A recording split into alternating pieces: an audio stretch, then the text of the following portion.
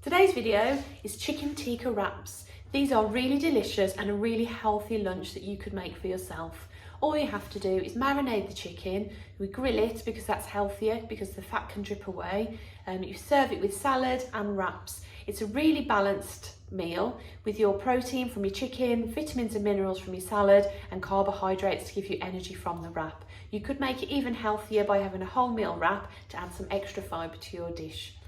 Be careful with the grill, make sure that you don't have it too hot and that you use oven gloves if you need to open it. You could bake the chicken if you wanted to, but the grill just gives it a nice texture and adds a bit of flavour when it chars the yoghurt. You could also fry it, but obviously you're going to be adding a bit of fat and it won't be quite as healthy if you do that.